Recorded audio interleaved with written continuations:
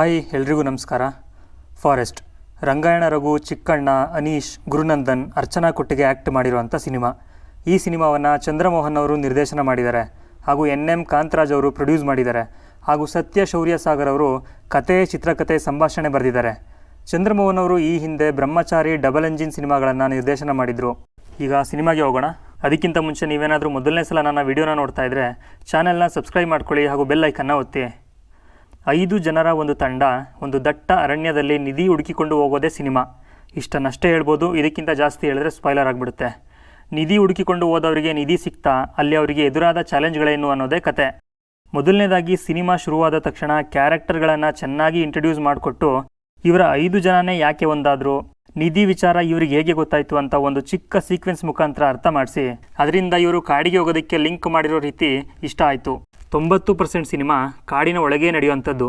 ಸಿನಿಮಾದಲ್ಲಿ ಲವ್ ಇದೆ, ಕಾಮಿಡಿ ಇದೆ, ಹಾರರ್ ಇದೆ, ಥ್ರಿಲ್ಲರ್ ಇದೆ. ನಾನು ಇಂಟ್ರೊಡಕ್ಷನ್ನಲ್ಲಿ ಹೇಳುವಾಗ ಕತೆ, ಚಿತ್ರಕಥೆ, ಸಂಭಾಷಣೆ ಸತ್ಯ ಶೌರ್ಯ ಸಾಗರ್ ಅಂತ ಹೇಳಿದೆ. ಕ್ಯಾಮ್ರಾ ಹಿಂದೆ ನಿಂತು ಕೆಲಸ ಮಾಡಿರೋ ಇವರ ಕೆಲಸ ಹೇಳಬೇಕು ಅಂತ ಅನ್ನಿಸ್ತು. ಯಾಕಂದರೆ ಇವರ ಕೆಲಸದಿಂದಲೇ ಸಿನಿಮಾದ ತೂಕ ಹೆಚ್ಚಿದೆ ಅಂತಲೇ ಹೇಳ್ಬೋದು. ಇದರಲ್ಲಿ ಸ್ಟೋರಿಗಿಂತ ಸಂಭಾಷಣೆಕಾರನೇ ಹೀರೋ, ಹಾಗಾಗಿ ಇವರ ಕೆಲಸ ಇಷ್ಟ ಆಯಿತು. ಇದರ ಸೆಕೆಂಡ್ ಹಾಫ್ನಲ್ಲಿ ವೀರಪ್ಪನ್ ರೆಫರೆನ್ಸ್ ತೊಗೊಂಡಿದ್ದಾರೆ. ವೀರಪ್ಪನ್ ಕ್ಯಾರೆಕ್ಟರ್ನ ತಮಿಳುನಾಡಿನಿಂದಲೇ ಕರ್ಕೊಂಡು ಬಂದಿದ್ದಾರೆ ಅಂತ ಅನಿಸುತ್ತೆ. ಆ ಮನುಷ್ಯ ತನ್ನ ಪಾತ್ರಕ್ಕೆ 101% ನ್ಯಾಯ ಒದಗಿಸಿದ್ದಾರೆ. ಇದ್ರ ಮುಖಾಂತರ ಎಲ್ರಿಗೂ ಇಷ್ಟ ಆಗ್ತಾರೆ. ಇದೊಂದು ಕಾಮಿಡಿ ಸಿನಿಮಾ ಅಂತ ಹೇಳ್ಕೊಂಡು ಬರೋ ಎಷ್ಟೋ ಸಿನಿಮಾಗಳಿಗಿಂತ ಜಾಸ್ತಿ ಕಾಮಿಡಿ ಈ ಸಿನಿಮಾದಲ್ಲಿದೆ.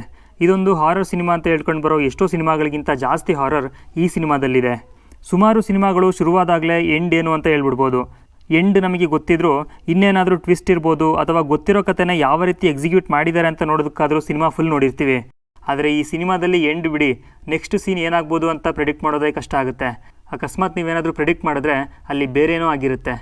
ಕೆಲವೊಂದು ಕಡೆ ಬೋರ್ ಆಗುತ್ತೆ, ಇದು ಯಾಕೆ ಬೇಕಿತ್ತು ಇವಾಗ ಅಂತ ಅನಿಸುತ್ತೆ. ಆ್ಯಂಡ್ ಒಂದೊಂದು ಸಲ ಕಾಮಿಡಿನ ಒತ್ತಾಯಪೂರ್ವಕವಾಗಿ ಹೇರ್ತಾ ಇದ್ದಾರೇನೋ ಅಂತಲೂ ಅನಿಸುತ್ತೆ. ಅದು ನೋಡುಗರ ಮೇಲೆ ಬಿಟ್ಟಿದ್ದು, ಒಬ್ಬೊಬ್ರದ್ದು ಒಂದೊಂದು ದೃಷ್ಟಿಕೋನ ಇರುತ್ತೆ. ಸಿನಿಮಾದ ಹಾಡುಗಳು ಸ್ವಲ್ಪ ಮಜಾ ಕೊಟ್ಟವು, BGM ಕೂಡ ಚೆನ್ನಾಗಿತ್ತು. ಸಿನಿಮಾಗೆ ಹೋಗೋದಕ್ಕಿಂತ ಮುಂಚೆ ಈ ಸಿನಿಮಾಗೆ ಯಾರೂ ಬಂದಿರಲ್ಲ ಅಂತ ಆರಾಮಾಗಿ ಲಾಸ್ಟ್ ಮೂಮೆಂಟಲ್ಲಿ ಬುಕ್ ಮೈ ಶೋ ಅಲ್ಲಿ ಬುಕ್ ಮಾಡ್ಕೊಳ್ದೆ ಹಾಗೆ ಹೋದೆ. ಆದರೆ ಅಲ್ಲೋಗಿ ನೋಡಿದ್ರೆ ಜನ ತುಂಬಿಕೊಂಡಿದ್ರು. ಸಿನಿಮಾ ಸ್ಟಾರ್ಟ್ ಆಗೋದು ಕಾಮಿಡಿಯಿಂದ ಹಾಗೂ ಎಂಡ್ ಆಗೋ ಲಾಸ್ಟ್ ಡೈಲಾಗ್ ಕೂಡ ಕಾಮಿಡಿನೇ. ಜನ ಚೆನ್ನಾಗಿ ಎಂಜಾಯ್ ಮಾಡ್ತಿದ್ರು. ಈ ಸಿನಿಮಾದ ಕುರಿತಾಗಿ ಜಾಸ್ತಿ ಎಲ್ಲೂ ಪ್ರಚಾರ ಮಾಡಿದ್ದು ನಾನು ನೋಡಿರಲಿಲ್ಲ. ಅನೀಶ್ ಆಗ್ಬೋದು, ಗುರುನಂದನ್ ಆಗ್ಬೋದು ಜಾಸ್ತಿ ತಲೆ ಕೆಡಿಸ್ಕೊಂಡಿರಲಿಲ್ಲ. ಎಲ್ಲೋ ಒಂದೆರಡು ಇಂಟರ್ವ್ಯೂ ನೋಡಿದ್ದೆ ಅಷ್ಟೇ. ಓವರಲ್ ಆಗಿ ಒಂದು ಒಳ್ಳೆಯ ಸಿನಿಮಾ ಅಂತ ಹೇಳ್ತೀನಿ. ಕತೆ ಸ್ವಲ್ಪ ಕುತೂಹಲ ಹುಟ್ಟಿಸುತ್ತೆ. ಹೋಗ್ಲೋ ಬೇಡವೋ ಅಂತ ನೀವೇನಾದರೂ ಕನ್ಫ್ಯೂಷನಲ್ಲಿದ್ದರೆ ಹೋಗ್ಬೋದು ಅನ್ನೋದು ನನ್ನ ಅಭಿಪ್ರಾಯ. ನಾನು ಮೊದಲೇ ಹೇಳ್ದಂಗೆ ಅಲ್ಲಲ್ಲಿ ಸ್ವಲ್ಪ ಬೋರ್ ಹೊಡಿಸುತ್ತೆ. ಆದರೆ ಓವರಲ್ ಆಗಿ ಸಿನಿಮಾ ನೋಡಿದಾಗ ನಾವು ಕೊಟ್ಟಿರೋ ದುಡ್ಡು ಟೈಮಿಗೆ ನ್ಯಾಯ ಒದಗಿಸುತ್ತೆ ಅನ್ನೋದು ನನ್ನ ಅಭಿಪ್ರಾಯ. ಕೊನೆಯಲ್ಲಿ ನನಗೆ ಇಷ್ಟ ಆಗದೇ ಇರೋ ಒಂದು ಟ್ವಿಸ್ಟ್ ಇಟ್ಟಿದ್ದಾರೆ. ಅದೇನೆಂದರೆ ಪಾರ್ಟ್ 2. ಈ ಸಿನಿಮಾಗೂ ಪಾರ್ಟ್ 2 ಇದೆಯಂತೆ. ಆದರೆ ಪಾರ್ಟ್ 2ಗೆ ಅಂತ ಲಾಸ್ಟಲ್ಲಿ ಹಿಂಟ್ ಕೊಡುವಾಗ ಒಂದು ಸೀಕ್ವೆನ್ಸ್ ಇಟ್ಟಿದ್ದಾರೆ. ಅದನ್ನು ನೋಡಿದಾಗ ಪಾರ್ಟ್ 2 ಲಾರ್ಜ್ ಸ್ಕೇಲಲ್ಲಿ ಬರೋ ಸಿನಿಮಾ ಅಂತ ಫೀಲ್ ಆಯಿತು. ಹಾಗೂ ಪಾರ್ಟ್ 1 ಕೇವಲ ಟ್ರೈಲರ್ ಅಷ್ಟೇ, ನಿಜವಾದ ಕತೆ ಪಾರ್ಟ್ 2 ಅಲ್ಲಿರ್ಬೋದು ಅಂತಲೂ ಅನಿಸುತ್ತೆ. ಸ್ವಲ್ಪ ಹೆಚ್ಚು ಕಡಿಮೆ ಆದರೂ ಇನ್ನೊಂದು ಪುಷ್ಪ ಮಾಡ್ತಾರೋ ಏನೋ ಗೊತ್ತಿಲ್ಲ ಇವರು. ಸೊ ಫೈನಲಿ ಸಿನಿಮಾ ಎಕ್ಸ್ಪೆಕ್ಟೇಷನ್ ಇಲ್ಲದೆ ಇದ್ದಿದ್ದ ಕಾರಣಕ್ಕೋ ಏನೋ ವರ್ಕ್ ಆಯಿತು ಅಂತ ನನಗನ್ನಿಸ್ತು. ನೀವು ಕೂಡ ಏನು ಎಕ್ಸ್ಪೆಕ್ಟೇಷನ್ ಇಟ್ಕೊಳ್ದೆ ಹೋಗಿ ನೋಡಿ, ಒಂದು ಒಳ್ಳೆಯ ಎಕ್ಸ್ಪೀರಿಯನ್ಸ್ ಸಿಗುತ್ತೆ. ಇದು ಫಾರೆಸ್ಟ್ ಸಿನಿಮಾದ ಕುರಿತಾಗಿ ನನ್ನ ಅಭಿಪ್ರಾಯ.